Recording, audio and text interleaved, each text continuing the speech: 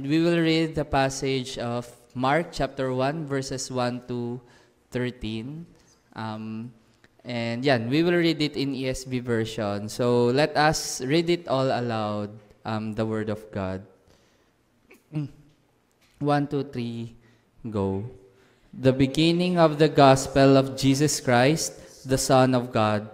As it is written in Isaiah the prophet, Behold, I send my messenger before your face, who will prepare your way. The voice of one crying in the wilderness, Prepare the way of the Lord, make his paths straight. John appeared, baptizing in the wilderness and proclaiming a baptism of repentance for the forgiveness of sins. And all the country of Judea and all Jerusalem were going out to him and were being baptized by him in the river Jordan, confessing their sins. Now John was clothed with camel's hair and wore a leather belt around his waist and ate locusts and wild honey. And he preached, saying, After he comes, he is mightier than I, the strap of whose sandals I am not worthy to stoop down and untie. I have baptized you with water, but he will baptize you with the Holy Spirit. In those days, Jesus came from Nazareth of Galilee and was baptized by John in the Jordan. And when he came up out of the water, immediately he saw the heavens being torn open and the Spirit descending on him like a dove. And a voice came from heaven, You are my beloved Son, with you I am well pleased. The Spirit immediately drove him out into the wilderness, and he was in the wilderness 40 days, being tempted by Satan. And he was with the wild animals, and the angels were ministering to him. So praise be to God for the reading of His Word. Pwede na po tayong maupo. And ayan, once again, as we talk about the Word of God, this is my 4th time na mag-worship lead, and it's also my 4th time to introduce to you the same speaker in the Sunday service. So, kung naalala nyo, na-introduce ko siya using acronym. First is, I use the term POGI, Presence of God Inside. Ikalawa, I use the term another POGI. And third time, ginamit ko yung acronym na pastor. Wow. So, ano kayang acronym gagamitin ko this time, di ba? And ayun lang. Kung tutusin, puro siya P. And where God's mission is, there is His presence, power, and provision. Pero meron pang isang letter P na nandun. Kung saan nandun yung God's mission, which is power. At ayun, kasi He is a kind of person with the attitude of, Here I am, send me. So kung nasan ang God's mission, nandun siya by God's grace. So to introduce to you our peacemaking, astonishing, and understanding, Pastor, may we call on a sinner saved by grace, Kuya Pastor Frederick Paulo Tumakder, to deliver us God's message.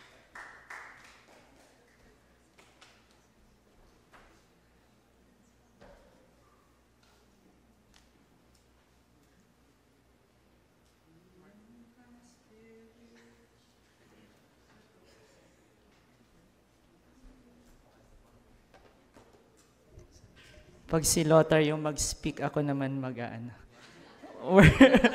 worship leader. Ayan. Salamat, Lothar. Ayan. Belated happy birthday po ulit kay Team. Ayan. Advance happy graduation po kay Lothar. Ayan. Ayan. Galing siya sa kanyang grad pick kanina. Ayan. Sige po, bago tayo dumako sa mensahe ng Panginoon, mag-pray po muna tayo. Ayan. Let's pray. Dear God, we are so thankful sa hapon po na ito na binigay niyo sa amin para muling magkasama-sama at matuto po mula sa inyong salita. We ask, Lord, na ang iyong Holy Spirit will be the one to guide us and also the one to strengthen us para maintindihan yung iyong salita at maisabuhay po sa araw-araw. Salamat, Panginoon, na meron kaming kalayaan. Salamat din po sa inyong kabutihan. We commit all this in Jesus' name. Amen. Ayan. So, mag-start po tayo sa bagong series, no, ngayong hapon na ito, sa Gospel of Mark. Ayan. Pero bago po tayo pumunta roon, ayan. So mag-start po muna ako sa isang illustration that will hopefully help us better understand kung ano po yung message ngayong hapon. Ayan.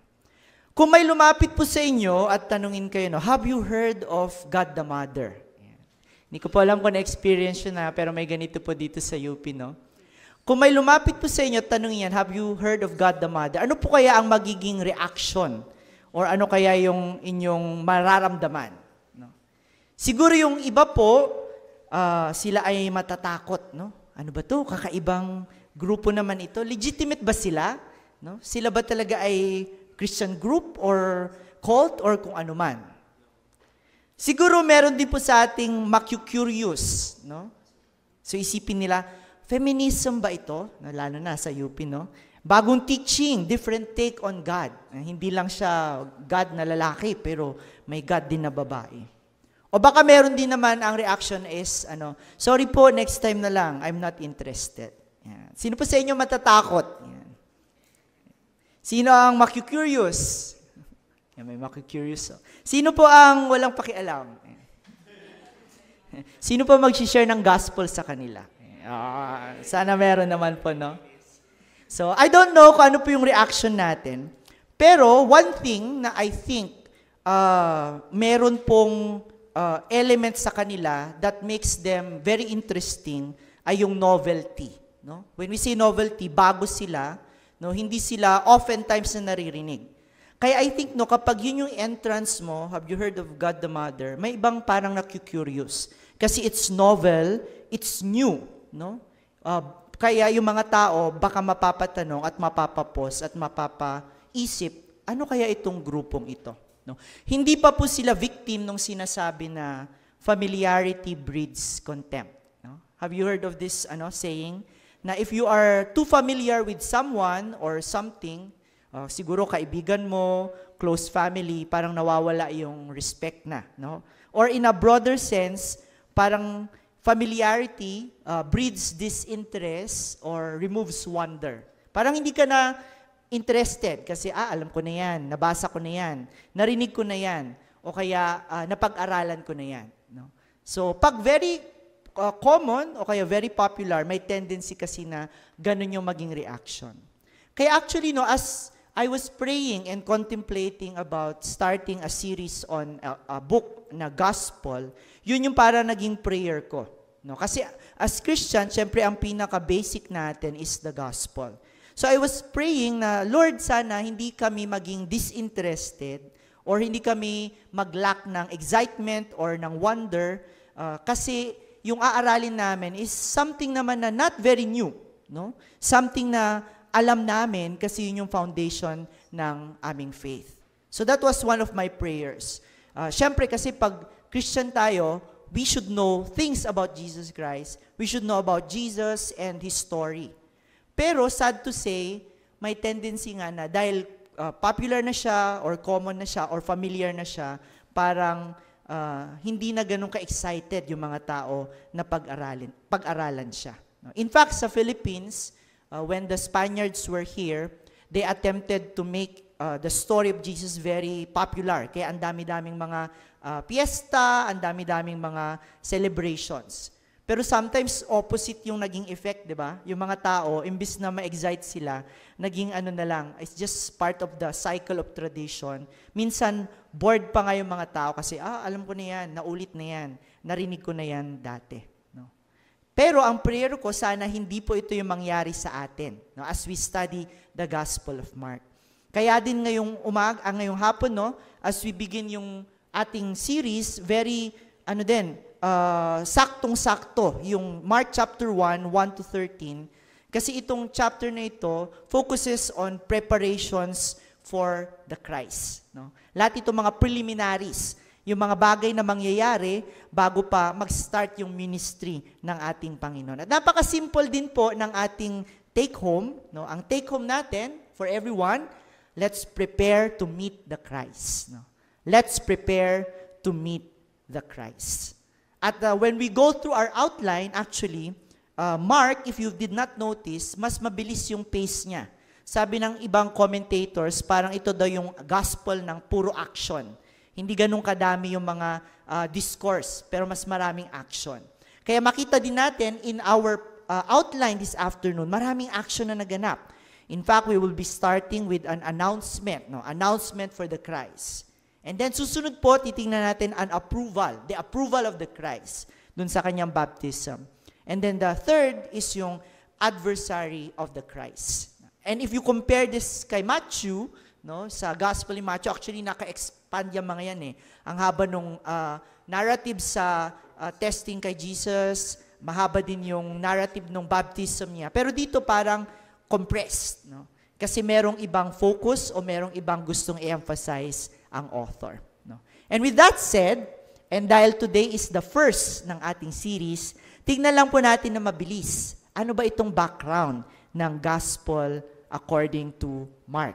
Yan. So, the Gospel of Mark was written by John Mark. No? Si John Mark po, siya yung kamag-anak ni Barnabas. No? You remember? Merong time nakasama si John Mark ni Paul. Pero, iniwan ni John Mark si Paul. Kaya yung next time na may missionary journey, ayaw nang kasama ni Paul si John Mark. No? Yun po, yung John Mark na yun, siya yung nagsulat nitong Gospel of Mark. Most likely, based on the account of Peter. Kaya some people say, ito rin po ay the Gospel of Peter. No? Yung Gospel of Mark is the Gospel of Peter. Pero ang main na purpose ni Mark when he wrote this Gospel is to present Jesus as Savior and as Lord, and to call people to follow Him in discipleship. Most likely po ang audience ni Mark, hindi mga Jews, kundi mga Gentiles, mga non-Jew na taga-Rome. Pero mga Christians na po sila. And if we are to summarize din, yung pagka-present po ni Mark sa Panginoon, dito sa kanyang gospel, 4 din po na bahagi yon. You will see, there are preparations for the Christ. Yun yung i-discuss natin ngayong hapon. And then yung longest part, he will present about the Christ. No?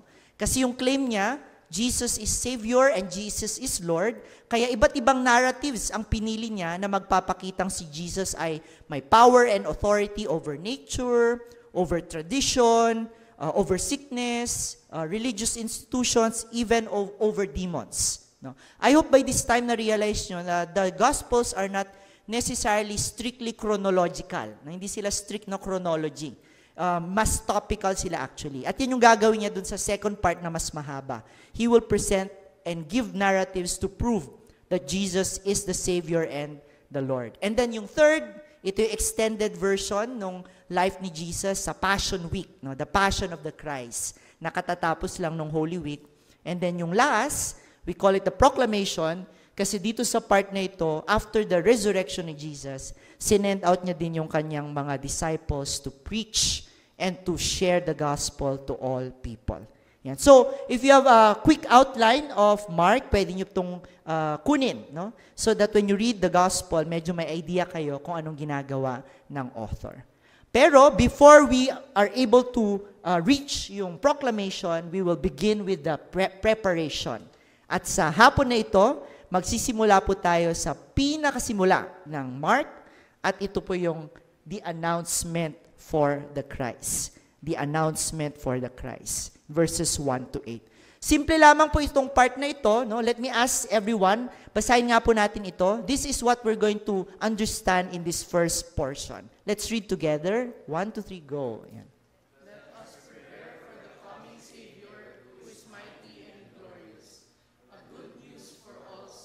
Yan. Essentially, yan yung parang announcement na ibibigay ni Mark through John the Baptist, na yung darating na Savior ay mighty, glorious, kaya siya ay good news sa lahat ng sinners. Very simple yung introduction ni Mark. Sabi niya, This is the beginning of the gospel. The gospel means good news, mabuting balita. The gospel of Jesus Christ. No? Christ means Savior, Messiah, or Anointed One. No? Hindi po yan apelido ni Jesus. And si Jesus, siya ay Son of God. No? And this is actually a misunderstood na title. Akala ng iba, yung Son of God, kamukha lang ng we are sons and daughters of God.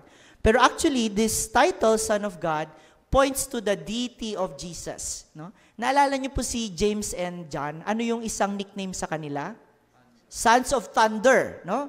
Kasi pag sinabing Sons of Thunder, you possess the attribute or quality of thunder. No? Sila rash, tapos bigla-bigla, tapos minsan masungit. So in that way, when Mark said Jesus is the Son of God, He has the attributes of God. No? He is divine.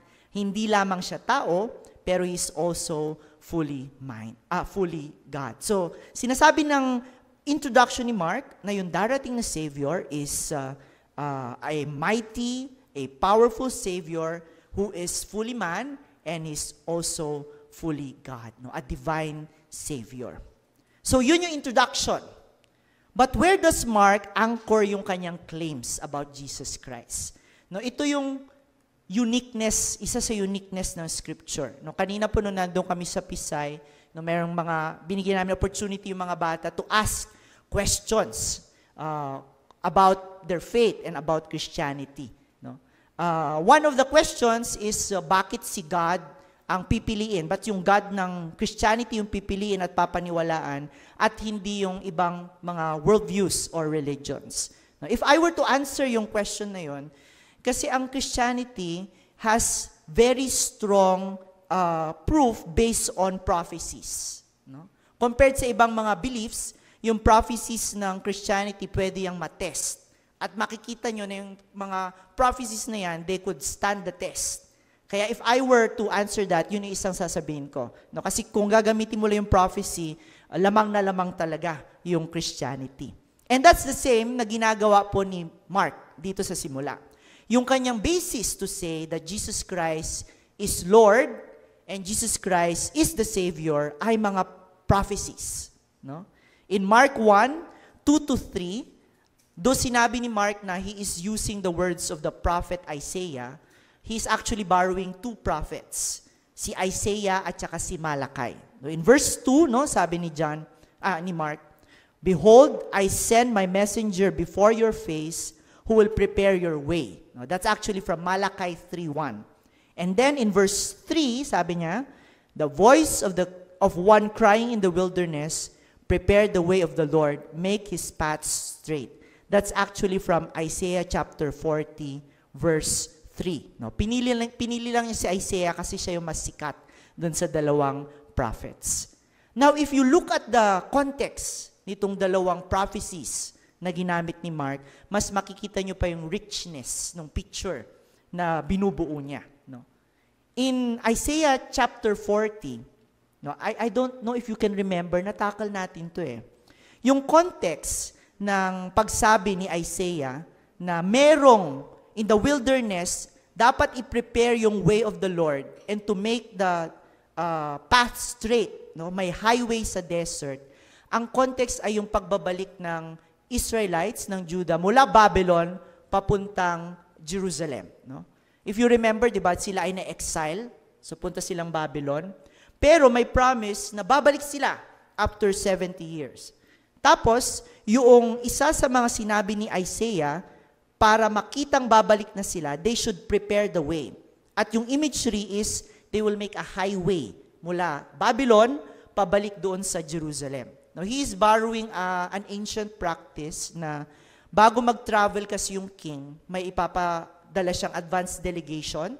Tapos yung advance delegation, literally, aayusin nila yung dadaanan ng king. No, kung lubak-lubak, no, they will flatten it. Kung may mga humps din, aalisin nila. Maglalagay pa sila ng mga smooth stones so that the journey of the king will be very smooth. So in essence, yung sinasabi ni Isaiah dito is, babalik na kayo sa Jerusalem. So you need to prepare. At yung God natin, si Yahweh, siya yung mangunguna sa inyo. So ito yung original context niya. Pero, we know from our discussion before, na yun ay yung near fulfillment lamang. Meron palang far fulfillment yung prophecy. No?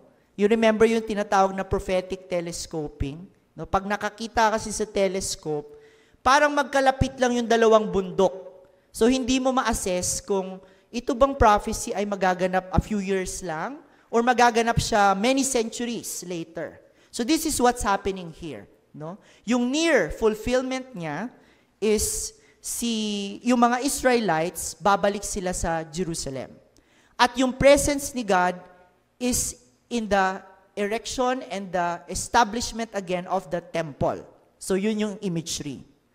Pero pagdating sa Mark, no, kukunin ni Mark yung prophecy at ipapakitang yung far fulfillment at greater fulfillment pala nito ay darating yung very presence ni God sa pamamagitan ni Jesus Christ. No? Kaya nga isang name ni Jesus, Emmanuel. What does Emmanuel mean? God with us. No? If in the past, God is present only through the temple, dito, He is now very present through Jesus Christ. So, nung sinabi niya in the wilderness, prepare the way of the Lord, He is just borrowing the imagery and make straight in the desert a highway for our God. Kasi literally, darating si Jesus Christ as the embodiment of God in our midst. No? The very presence of God in human form. So yun yung binaro niya na imagery mula kay Isaiah.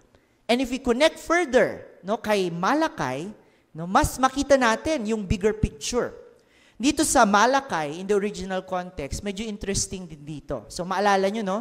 Nakabalik sila sa Israel, na-establish nila yung temple at saka yung wall, paligid ng Jerusalem. And then akala ng mga Israelites, pag nagawa nila yon, babalik na yung Messiah. No? Pero nung nagawa nila lahat yon, hindi pa bumalik yung Messiah. So ano nangyari? Na disillusion na sila.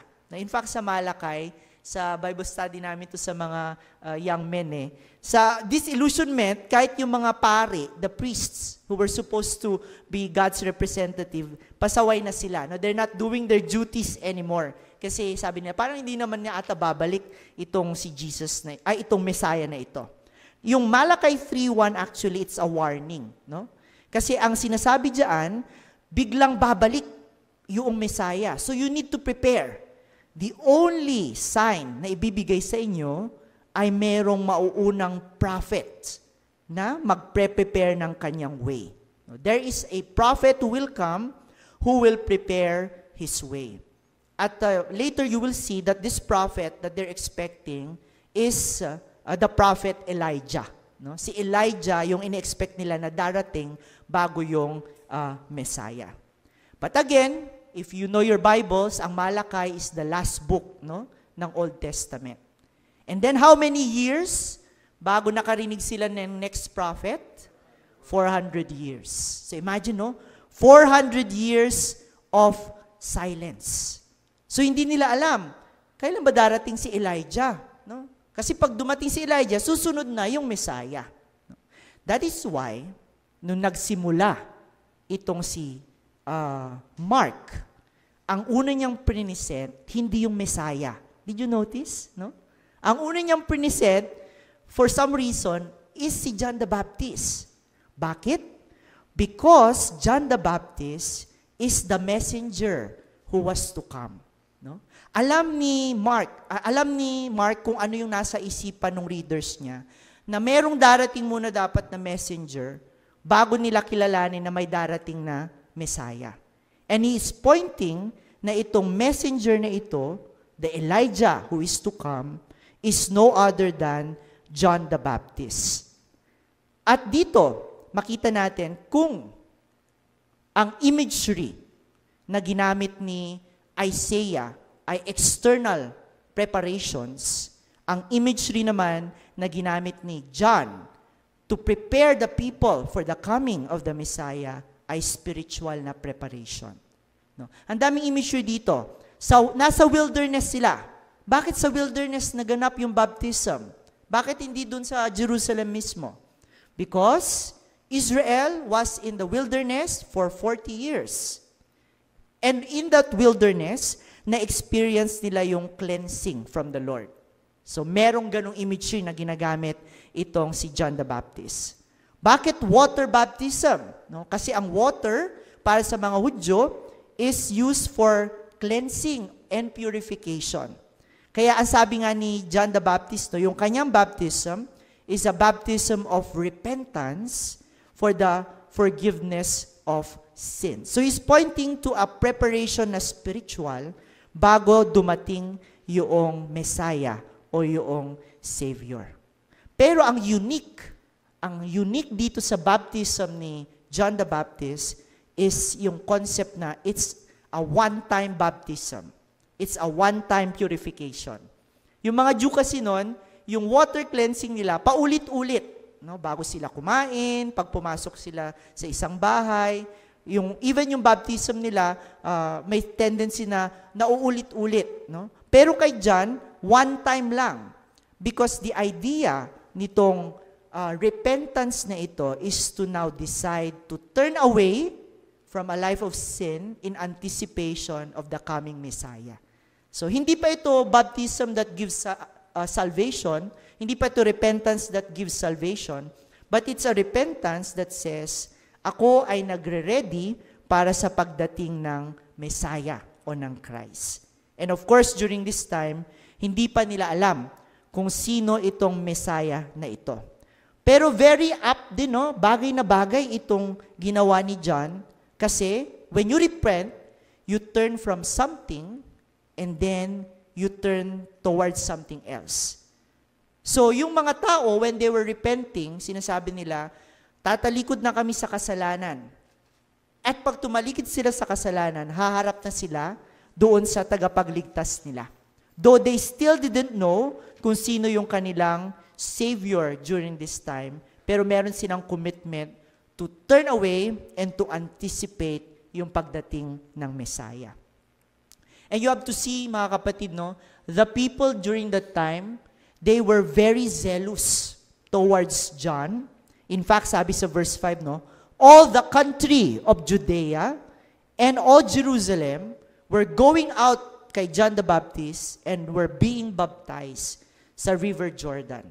Now I don't know kung gaano ka-all yung all, no? Kung gaano karaming tao yung pumunta. Pero I'm guessing madaming tao. And they were very eager and zealous, mainly because si John the Baptist was the first prophet they heard in 400 years. So can you imagine? Yung last na promise, may darating na prophet, tapos pagdating niya, darating na yung Messiah.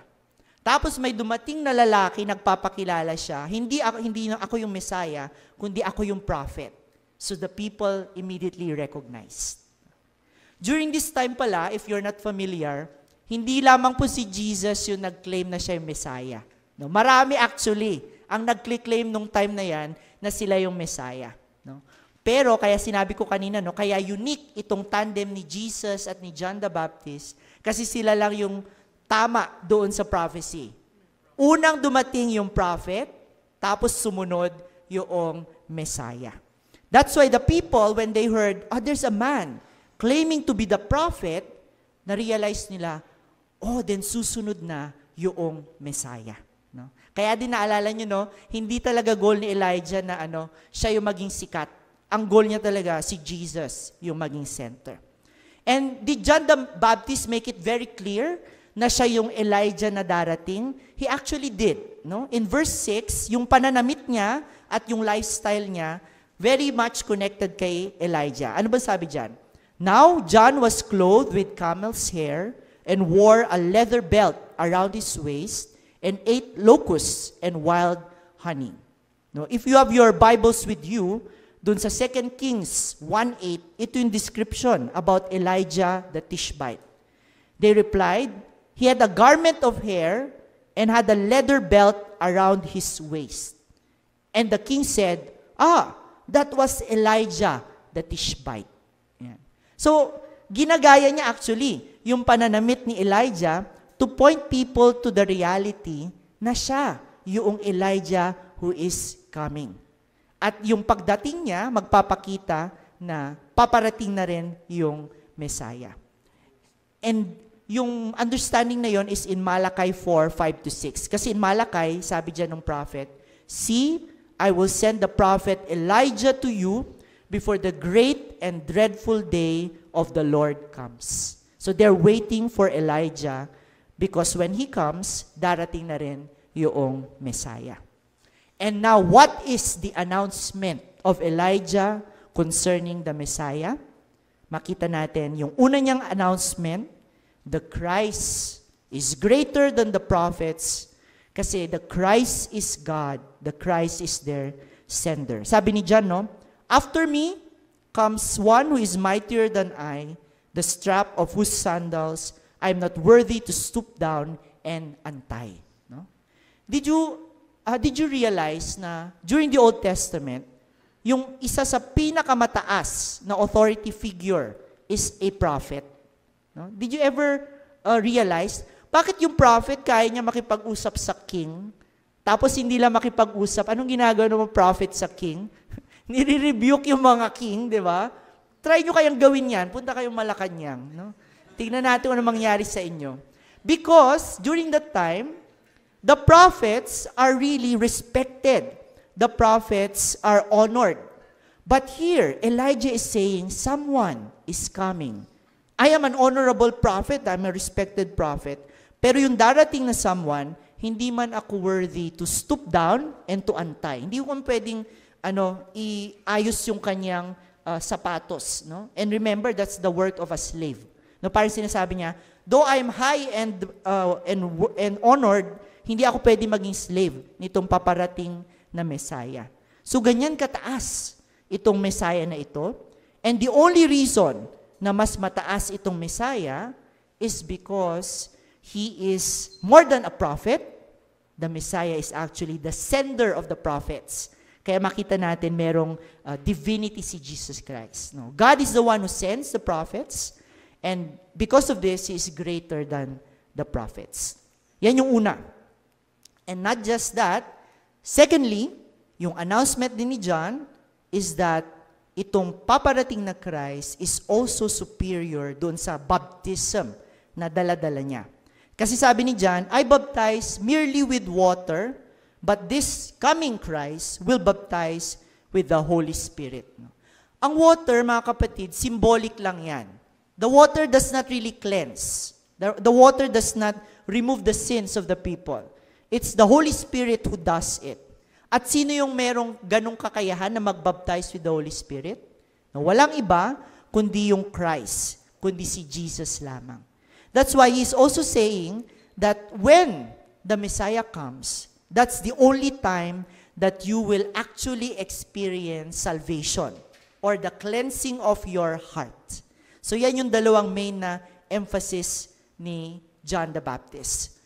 And if we summarize actually yung announcement niya, yung una, darating na yung Messiah kasi nandito na si Elijah. Nandito na ako. I am here preparing the way. And then this Christ is greater than all the prophets kasi this Christ is divine. And then his coming will bring salvation from sin through the Holy Spirit. Kaya makita natin yung main point natin dito sa part na ito, no? We must prepare for the coming of this Savior.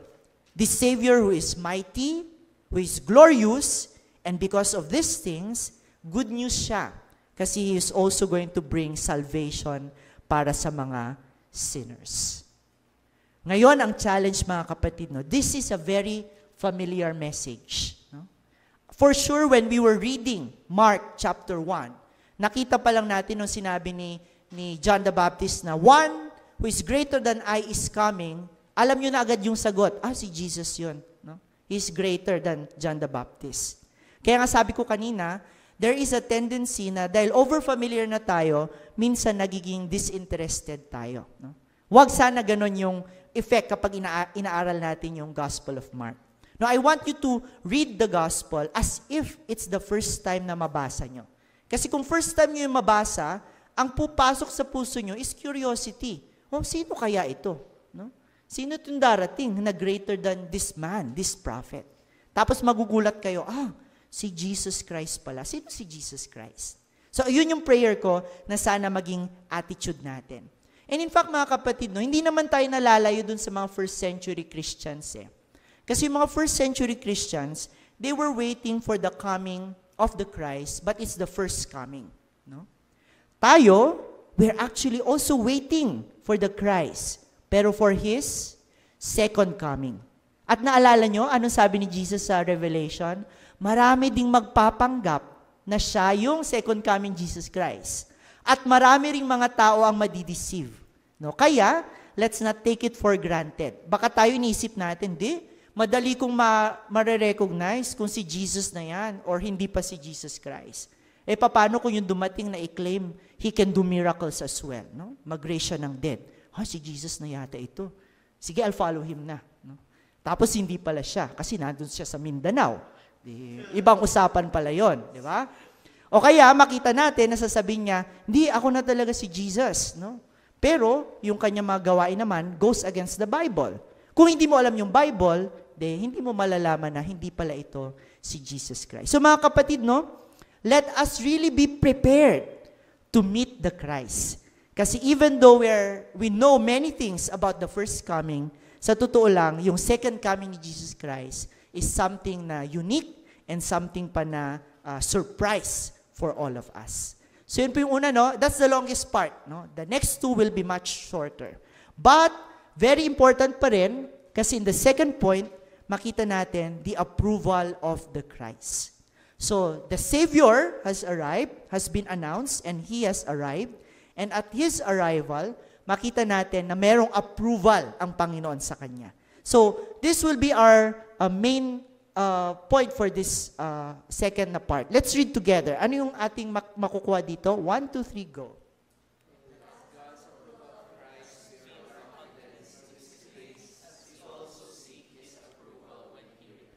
Yan. There's one unique thing that happened kay Jesus Christ that will also set Him apart mula sa ibang mga nag-claim na sila yung Christ. You remember, ang announcement ni John, darating na itong Christ na ito. Siya ay mighty, siya ay glorious, kasama niya yung Holy Spirit to forgive sins.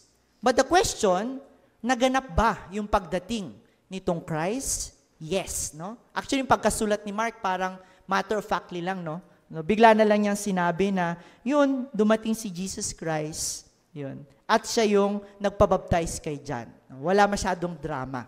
Some scholars, when they try to calculate, sabi nila, baka between 3 months to 6 months nung ministry ni John, saka dumating si Jesus Christ. By the way, si Jesus Christ at si John, sila ay magpinsan. So sabi na iba, baka plinano lang nilang dalawa. But ang dami nilang mga prophecy na na-fulfill. In fact, even si John, parang may evidence na hindi niya in-expect na si Jesus pala yung tatawagin na magiging pupunta sa kanya at siya yung Messiah. Pero very interesting, why did Jesus seek John's baptism? Bakit niya unang ginawa ay magpabaptize kay John the Baptist? Is it because Jesus had sins? No. In fact, sa Matthew 3:13 to 15, ang sabi ni John doon, dapat ako yung binabaptize mo. Bakit lumalapit ka at magpapabaptize sa akin? Ang sagot ni Jesus, this is necessary in order to fulfill all righteousness. In essence, sinasabi ni Jesus, I came not just to die for sins, but also to live perfectly in order to fulfill God's will. Kasi yung pagdating ni Jesus Christ, actually, doon naganap yung great exchange. I think mas common yung isa, na when Jesus died, He took our unrighteousness and then nailed them on the cross. Ayun, common yun, di ba? Pero pag yun lang ang ginawa ni Jesus, anong mangyayari sa atin? Magiging neutral lang tayo. Meaning, wala tayong unrighteousness, pero wala rin tayong righteousness. So, neutral tayo. Pero ang ginawa ni Jesus Christ, hindi lang niya kinuha yung unrighteousness, He also gave us His righteousness. Kaya ngayon yung idea ng justification you are covered by the righteousness of Jesus Christ. Kaya sinabi niya, gagawin natin ito, John the Baptist, so that I can fulfill all the righteousness. Kasi you remember, ano yung standard ni God in order for a person to enter heaven? Perfect. Yeah. Thank you, Elijah. Yeah. Perfect dapat.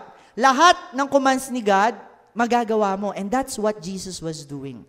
He went to be baptized in order to fulfill all of God's standards. And because of that, we see the approval ng Christ. At itong approval na ito ay twofold, no? It's a Trinitarian actually na approval.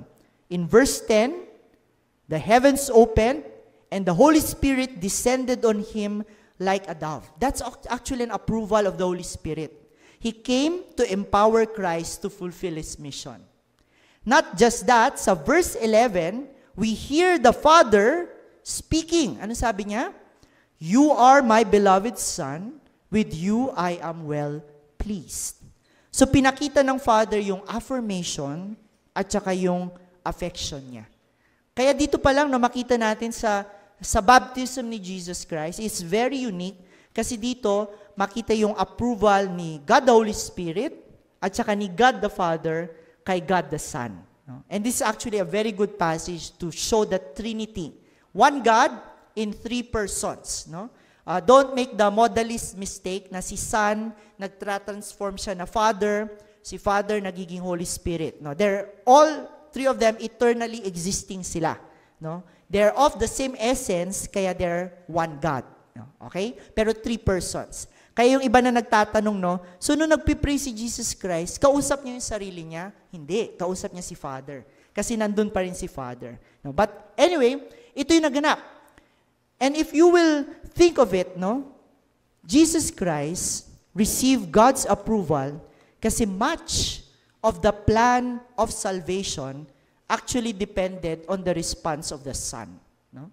Kasi if the Father planned, we will save humanity by sending a Savior, and then the Holy Spirit would say, yes, and I will empower the Savior. And then the Son would say, who will go?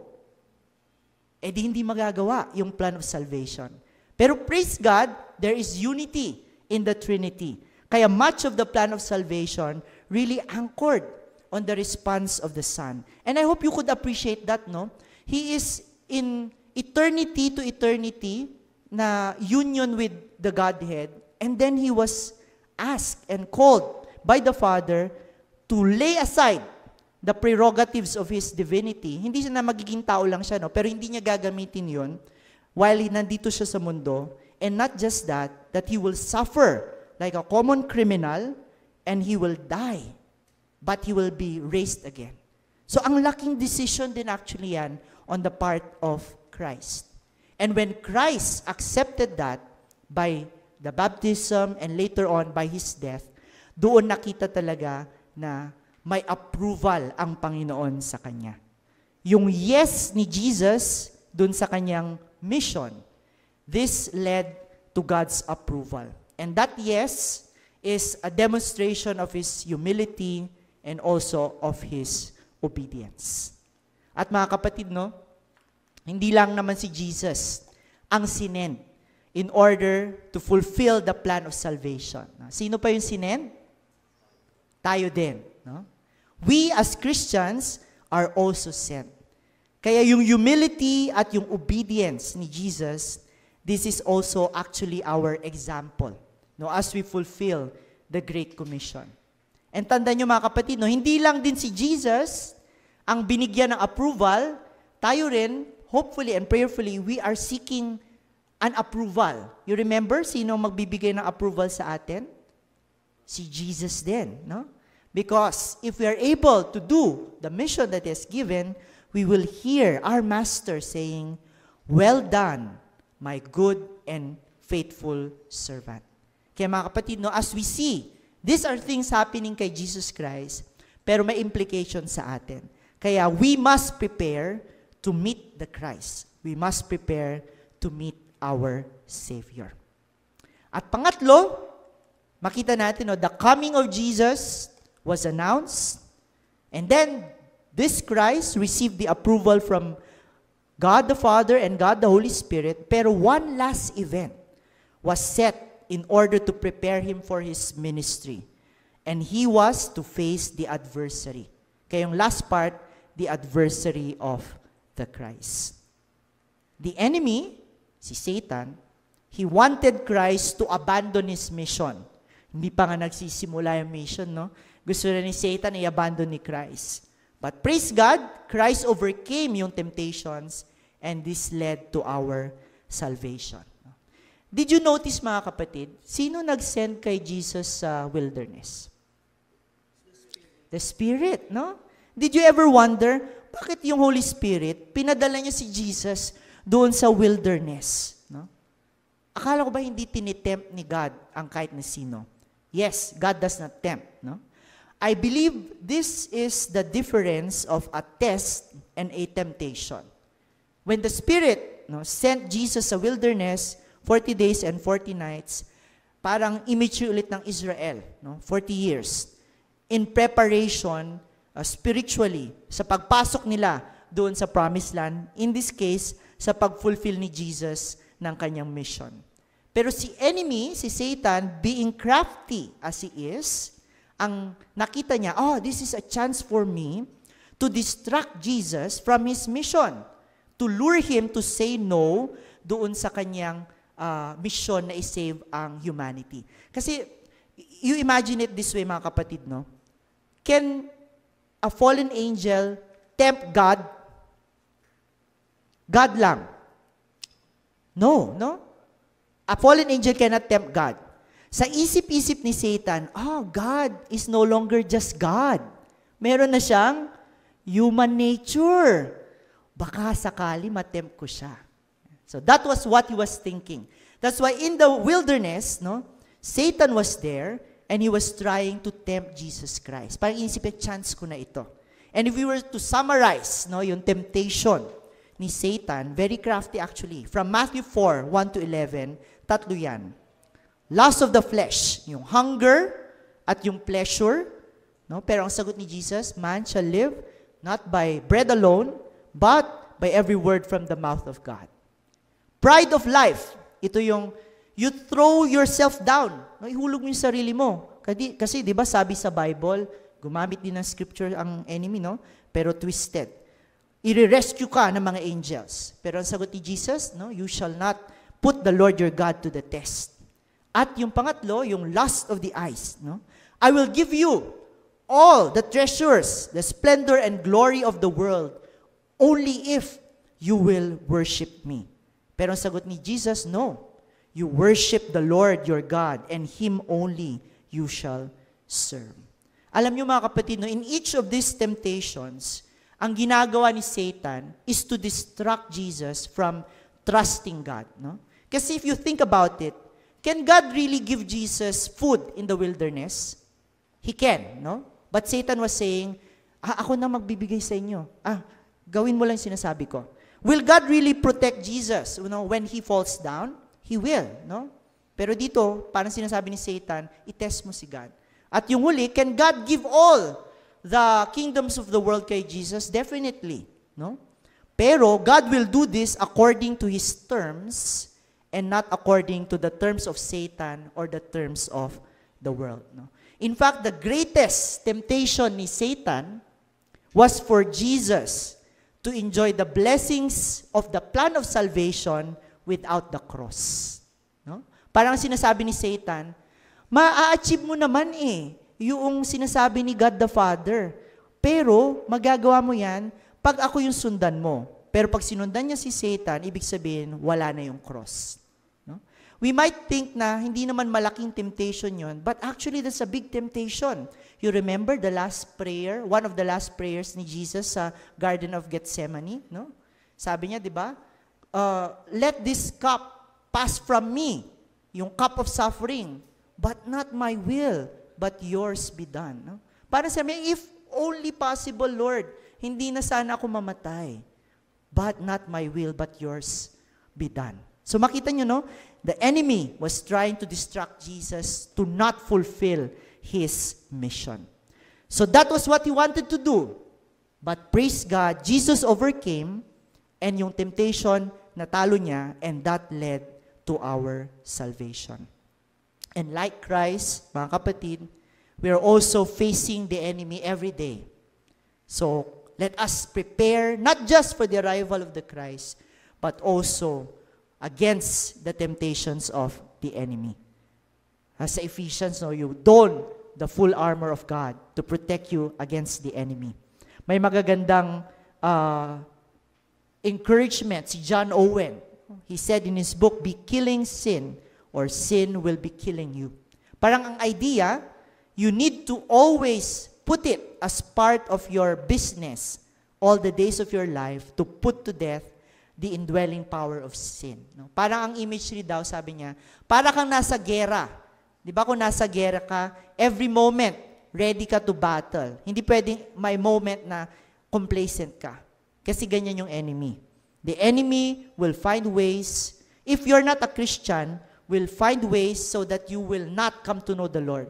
Kung Christian ka na, He will find ways para hindi ka maging kapaki-pakinabang sa gawain ng Panginoon. So let's pray against the enemy and prepare against his temptations. And when we do so, definitely mga kapatid, we are able to prepare to meet the Christ. So yan po, marami tayong napag-usapan ulit, no? But these are all preparations for the coming Christ. From Mark 1:1 to 13. And we need to prepare because Mark is presenting to us Jesus as Savior and as Lord. And hindi natin kayang i-follow si Christ, hindi natin kaya maging disciple ni Christ kung hindi natin siya kilala. Nandito pa lang tayo sa simula. Preparations for the Christ. Hindi pa nga naganap yung simula ng kanyang ministry. But in our passage today, we have seen sa preparations for Christ, no? Mark opened with the announcement for the Christ. The prophet said, may messenger na darating, at yung messenger will prepare the way, and then the Christ will come. And this is what John the Baptist did. We also hear that the Savior did not just arrive, He received the approval of God as a sign na siya talaga yung Messiah when He humbly obeyed and He humbly accepted yung role niya sa plan ng salvation. And to complete yung preparation, this Savior also faced the adversary. Hinarap niya si Satan, the enemy who tried to distract him from his mission. Pero praise God, no? Jesus was able to overcome. Kaya mga kapatid, no, as we dive into the Gospel of Mark, let's pray mula sa Panginoon against the danger ng over-familiarity. I believe in the Philippines, Christianized Philippines, hindi lang ignorance ang danger natin when we're studying the Gospels, pero disinterest and lack of wonder brought by over-familiarity. I don't know the first time that you became Christians. Ako kasi naalala ko nun, nung first time ko naging Christian, as in literal, hindi ko maibaba yung Bible sa pagbabasa. No? And how I missed that time? I think may tendency na, nabasa ko na kasi yung Bible hindi lang once, no? Hindi lang twice. So parang may tendency, nabasa ko naman na. Pero the first time that I was able to read the Bible, parang, ngayon I'm looking back, siguro ang tingin ng mga tao, parang medyo weird ako kasi talagang nasa jeep ako nagbabasa ng Bible. Pag naglalakad ako papunta sa class, nagbabasa talaga ng Bible. Kasi parang hindi ko siya maibaba. Sabi ko, wow, ang dami kong natututunan mula sa Panginoon. At yun yung prayer ko para sa ating lahat. Na as we look at the story of Jesus afresh, no, we will have that excitement again. Kasi ang ating goal is not just to meet Him, but when we meet Him, we are prepared. Because we did not just have a little knowledge, but we really have deeper insights about Jesus Christ. Kaya mga kapatid, no, ito pa lang yung simula, we barely scratch the surface. In fact, no, we might be spending the rest of the year in the Gospel of Mark at baka mag-overflow pa po ito next year.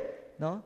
And prayerfully, ang ending is hindi tayo ma-feel na, sa wakas, tapos na yung Gospel of Mark. kundi we will be enriched na, wow, I learned a lot. Sana next year, yung Gospel of John naman. Yan, mas mahaba yon. Pero again, no, mga kapatid, this is the first part, the preparations for Christ. So let's come before the Lord. Let us pray.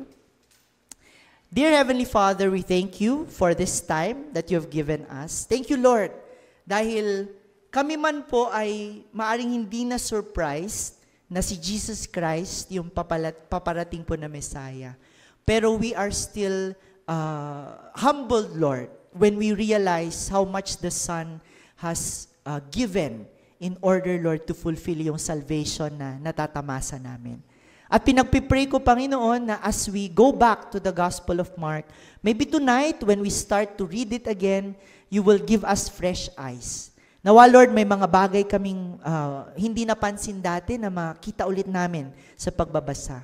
At hindi lamang na makita, Lord, we will see na may connection sa buhay namin, yung mga truths mula sa gospel na isinulat ni John Mark. And also, Lord, I pray that as we read, ma-inspire at ma-encourage din kami to really prepare, especially because the second coming is also true. And you have also called us, Lord, to wait and to anticipate yung pagbabalik ni Jesus Christ. Thank you ulit, Panginoon. And we just commit to you, Lord, how we will apply the message that we have learned this afternoon. And we ask that in all that we do, Lord, you will be glorified and ma-reflect sa buhay namin na we are indeed prepared to meet you as our Christ, as our Lord, and as our King. Thank you ulit, Panginoon. We commit all this in Jesus' name. And all God's people say, Amen.